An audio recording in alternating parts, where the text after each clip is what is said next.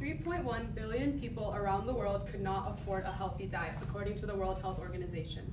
This number is 40% of the global population. This is an exceedingly alarming number, as food is a serious determinant in everyone's health and well-being. This photo, provided as a stimulus by College Board, was taken by photographer Dorothea Lange, who was employed by the US government's Farm Security Administration program and put the spotlight on world hunger and food insecurity around the world. Good afternoon, my name is Rihanna Mala, and I will be discussing food access along with its causes and effects. With such prevalent rates of food insecurity seen today, I asked the question, over the past 25 years, how have varied economic statuses in Anglosphere countries affected people's access to food and therefore impacted their health? And I found that the disparities between economic levels in the world, low income and high income, have had a direct impact on access to nutritious foods, which in turn has had a major effect on those individuals' health. This problem is best seen through the scope of low income, high income individuals, and then the health impacts caused by food insecurity. Anglosphere countries are defined as a group of countries where English is the main language. Throughout this presentation, I have sourced information from the United States, Australia, and the United Kingdom. First, low-income individuals tend to face more food insecurity, which leads to higher levels of malnutritious foods consumed. What exactly is food insecurity? Food insecurity is the lack of access to enough safe and nutritious foods for normal growth and development and an active and healthy lifestyle. Looking at this infographic from the United Nations, we can see that in order to have a balanced diet, a multitude of different foods need to be consumed. These dietary needs are not being fulfilled by the foods that people in our world are consuming today. A big factor for not being able to meet the requirements for a healthy diet is income restriction. By not being able to afford nutritious or even have access to these nutritious foods, people who are dependent on a low income can fall into food insecurity. This graph from the US Department of Agriculture shows the prevalence of food insecurity by selected household characteristics. And here we can see that the levels of food insecurity are noticeably higher in the households that are below and close to the poverty line. More than 20% of low-income urban residents are expected to live in food deserts, says Junfeng Zhao from the American Journal of Public Health. Food deserts tend to be in low-income areas, making it significantly harder to access healthy and nutritious foods. Out of the many millions of low-income individuals, 20% is an exceedingly high number of people who live in these areas that can't access healthy food. Secondly, high-income individuals tend to almost always have enough resources and access to foods. In 2016, in the United States, the lowest earning 20% of the population earned an average of about $12,000 and spent an average of $3,500, 30% of their income on transportation costs. The poorest are hit the hardest by the lack of transport systems in the United States, and most cannot afford their own transportation. As these numbers move from lower to higher income, the portion of their expenditures spent on food decreases, or spent on transportation decreases. People from a higher income spend a smaller portion of their overall income on transportation, in which they almost always have their own vehicle or a stable mode of transportation, which leads to higher income individuals having access to grocery store foods. This chart comparing prices of non-organic versus organic foods has a clear disparity between its prices.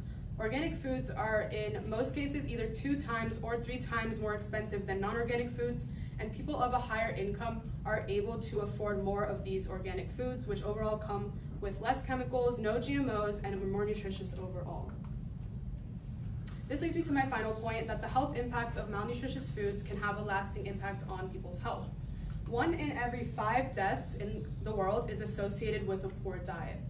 By means of educating the causes of these deaths, we can work towards bringing this high number down. This flowchart from the University of Delaware shows the direct impact that food deserts have on health. As we can see here, through transportation and lack of access to affordable foods, poor nutrition is caused. Poor nutrition can lead to a plethora of health issues, including obesity, heart disease, diabetes, cancer, blood pressure, and a multitude of other chronic conditions. This chart, created by researchers at Cambridge Biomedical Campus, puts into perspective how much more expensive healthy foods are. While less healthy foods stay around the 2 pound per 1,000 calorie line, healthy foods are 3 times that amount at around 6 pounds per 1,000 calories. Having a lower amount of money to spend on food, low-income individuals get as much as they can with the resources that they have, which means purchasing larger amounts of cheaper but unfortunately unhealthier foods. Lower cooking self-efficacy rates in food insecure groups have been reported in previous studies, so greater reliance on prepared foods or convenience foods could also be symptomatic of limited cooking skills, said by Lucy Butcher in the Health Promotion Journal of Australia. Because food insecurity is more prevalent in impoverished individuals, reliance on fast food, canned foods, and frozen foods is directly influenced. Foods that are convenient tend to have higher levels of cholesterol and are highly processed, and the impacts of these convenient foods are seen in this diagram that shows how processed foods lead to adverse health-related outcomes.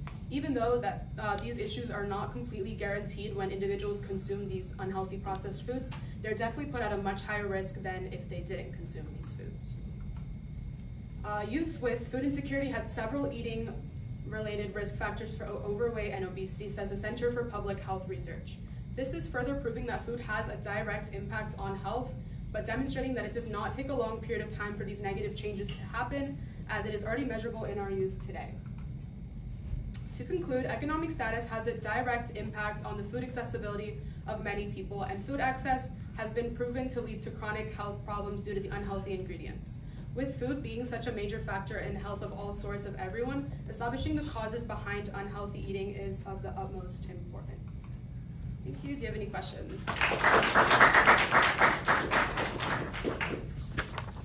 Yep, first question.